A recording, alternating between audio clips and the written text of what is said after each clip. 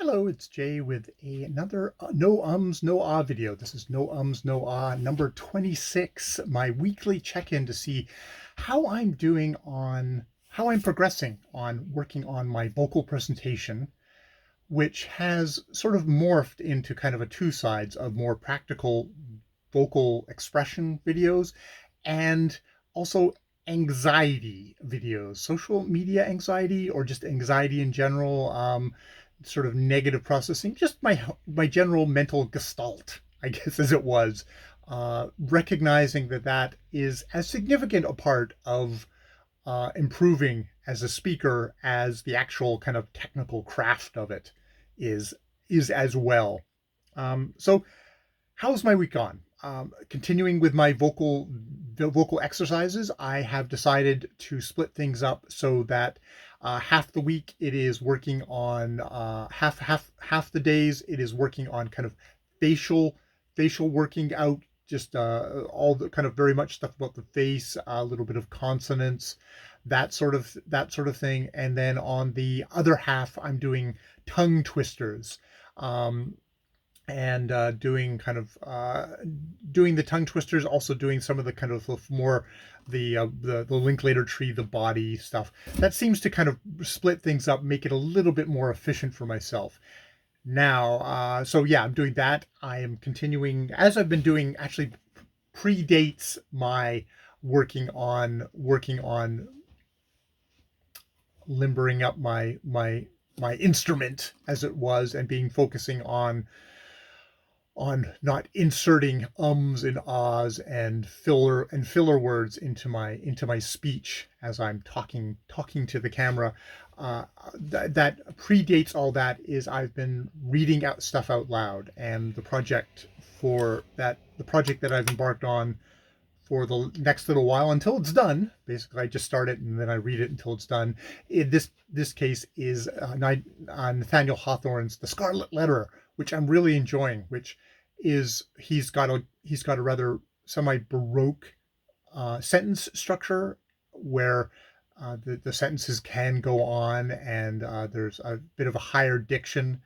The older works that you can get, they sometimes you get far more challenging in in the word choice, and in how things are phrased. Like, just the word patterns can be challenging to focus on and get. But that's good. That's great. That's a great workout for me, and I'm enjoying it on that level, the language level, as much as I am just enjoying the story, the symbology, because it's the Scarlet Letter. It's like it's symbol 101. I can see why this work is has at least been in the past taught in schools, especially American schools, since it's an American author, quite a bit. So I'm really enjoying that. The other thing I am doing is I have started Patsy Rodenberg's The Need for Words, which I've only I'm what my plan is to do a chapter. Oh God, sorry, I'm here. I'm gonna pause. Yes, I'm doing Patsy Rodenberg's The Need for Words, where my plan is to do at least a, not least, I'm going to do a chapter a week, or, oh, see, now I have to think about this, but it's the thought is to do about a chapter a week, or a part of a chapter a week, whatever, do a check in each week on this book, where Patsy Rodenberg is got is usually experienced working with actors and working with public figures and executives to improve their communication skills. I used the introduction first. I downloaded the introduction just to read it, and to kind of I've used it to kind of do a plus or minus. And the first video that I've done on this book is sort of me summing up the pluses and minuses, and why I decided to go for her book. The minuses being, she definitely uses a lot of pop science in her book. The left brain, right brain stuff being the most glaring example of a very kind of simplified simplified way of using the right brain is emotion and connection, and the left brain is all logic and science, and it's not interested in the arts, even though it's actually left part of the brain is actually all about language and writing. So there's what I would say some muddled, what seems to me at least seems to be muddled thinking. It's a way of, you can just sort of say, okay, look, it's a way of thinking about things to kind of get you to the good stuff. But I don't like embedding crap into my head, stuff that I know is crap. I mean, I'm sure there's plenty of crap in my head already or assumptions that I think are true that aren't actually based in fact, that are just things that we take for granted. But I know that this one is kind of bullshit. So there's that. There is definitely, I think with all artistic people, there's a certain amount of special pleading about why this is the greatest, this is the best way of doing things, this is the stuff that should be held primary over. I mean, a part of it is just like, why am I writing this book? It's like I have to kind of state my reasons why it's important that speaking well is actually really important. And I mean, her view seems to be that to be able to speak well is to actually incorporate information and make it into knowledge, something that's actually integrated into yourself, which I don't totally disagree with. There's a lot of left brain, right brain stuff, which is kind of nonsense. There's super creative scientists, and there's also super logical, precise, creative people. It's not there. It's not either or. The brain is such a complicated construct that we have, complicated biologically, but also complicated in how we can think about it. I don't want to simplify that. Now, when she talks about this switch of this being a general public book versus because I looked at some of her other books, which were much more, I think one was The Actor Speaks, which is about acting and actors. And that's not really my focus. I'm not interested in being an actor. I'm interested in standing in front of a camera and talking. And she made a really good point here about that. A good education should allow you to be able to talk for you be able to speak and think at the same time, and them to work together. And I think in my best videos so far, I feel like that's happened, where my mind has activated along with my mouth, which is good, because that seems to be how I process things a lot of the time. So there's a reason why I've been drawn to this, is because I think how I process things is through talking them out. I don't think that's true for anyone. I think about my partner, Ja. She goes away and thinks about things, and that's how she processes things, but that's not how I do. So that comes up on a plus. But this book, where it's about the general public, I can see that it's a general public where she's thinking about the leadership class, the business class, and how that they should be better communicators.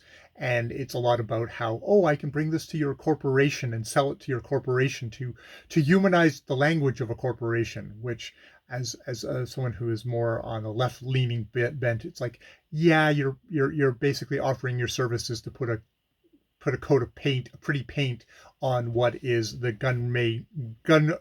gunmetal gray of a corporation that does not care about human beings and is very dehumanizing by its very function. So that there's a lot of the kind of the good old days in her talk, especially kind of harking back to Shakespeare and how Shakespeare was educated. Kind of saying like, he had a balanced education. It's like, no, from everything I can hear, rich people back then didn't even learn how to like add and subtract. Like they could do all the classics and rhetoric and argument and yes, communication, which is all great and would be a speech vocal teacher's heaven. But there wasn't the sciences. There wasn't a lot of that side of things was highly neglected. I don't think it was as good. And you think about all the stuff that science, the age of reason, has brought us that is positive. It's brought us lots of negative stuff, but it's also brought us lots of positive things, lots of things that I would not want to give up on.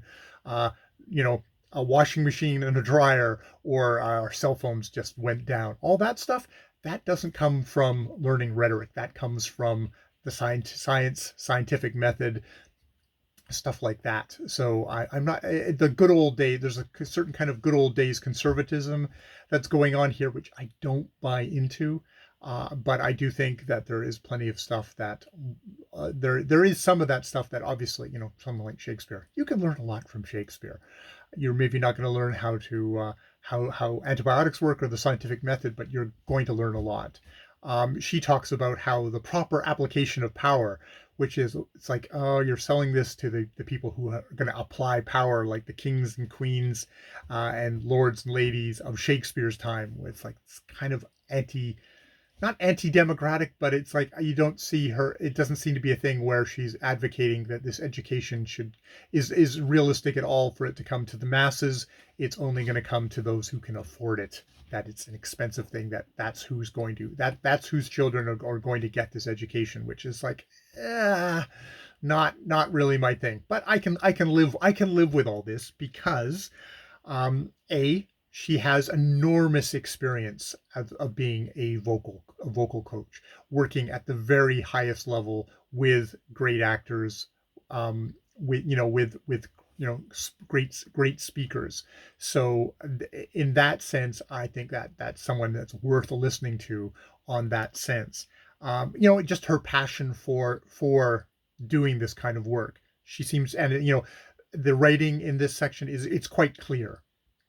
She's walking the walk in a way that her language is very clear and direct, and I understand what she's saying. It's not like kind of gobbledygook, which a lot of, if it's kind of a self-helpy book, or a lot of things that aren't literature, a lot of times can be just really difficult and turgid to get through. No, this seems very clear and direct and to the point and passionate. So I really appreciate that. Even if I disagree with everything she says, she's not going to bog me down in mundanity throughout her book. And I think the big thing at the very end of this introduction is that she promises practical exercises in craft. So even if I disagree with a lot of stuff, if I get out of this practical exercises in craft of that, and of her saying, like, this is me trying to connect you with words in a very powerful way that people will want to, you'll be more listenable to. People will want to listen to you. That will be worth it. That will be worth it to me. So yeah. So I'm on balance, I am quite happy going into this book with my eyes open to the stuff that I've noted here, but with my of working on her book week to week. Now that said, I need to think about what I have been doing, because I was getting frustrated with what I could find online for vocal video stuff, that I kind of started alternating vocal video stuff with my anxiety video stuff. And now I'm flush. I've got a full book on I've got a full book that I'm going to be going week to week. How many chapters are in this book? I don't know. There is a part 1 and a part 2. Part 1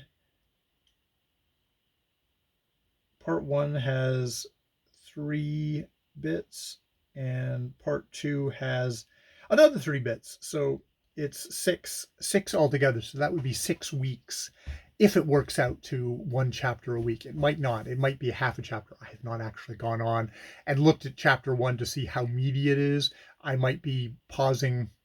It might be breaking it down quite small, because I think about with, like, if there's certain sets of exercises, I'm probably just going to want to do 1 a week and just sort of see how they go and see how doable it is. I did read one Goodreads comment for, I think it was for The Actor's Voice, and it was like saying, like, oh my God, this book has so much work in it. You'd have to be a freaking monk doing this 24/7 to be able to get through it. So I'll have to see how doable her practical exercises are when you get them all mass going. So what is that going to mean for anxiety videos? Because I think it's important for me to do anxiety videos. I think the last anxiety video I did, which was just basically me saying I'm not feeling good and talking myself through it, was really useful. That was a really good, useful stop for a mental break stop for myself. So I think I'm gonna try and figure out how to split them that I still get an anxiety video in every one. I need to schedule it. I'm going to have to look at my schedule and think about that, because what I've been doing is sort of on Thursday, Friday, I've been doing a vocal video, or I've been doing an anxiety video. And I know myself, I won't be able to get both done if I do it that way. It might be one of these things that I say, like on a Tuesday, or on a, yeah, maybe say like, okay, let's try this. On a Tuesday, I will do an anxiety video every other week, and see how that goes. See how that goes. See if I can keep to that, or if that's too much, and then I'll have to come back to it. So yeah, let's get out the pen right now and say Tuesday, ang vid and ang vid. So that's two videos now for July, and then I'll have the vocal video VV. I'm just going to have them weekly, however big they are. As I said, it might be the whole chapter, it might be just part of a chapter, which might actually make things more doable for doing the anxiety video. However, the anxiety videos will turn out. That I don't have a book I'm going through. That's more of a bit more of a free-flowing thing, which I'm okay with at the moment. All right. I think I am tired. I've been doing a lot of physical work today, so I am ready to go and have lunch, and maybe I'll start off a little bit with connecting with words. The first chapter, maybe I'll read the first little bit of that chapter over lunch. That would be nice. All right. I've been Jay. Deep breath. And I will talk to you later, hopefully clearly. More videos later.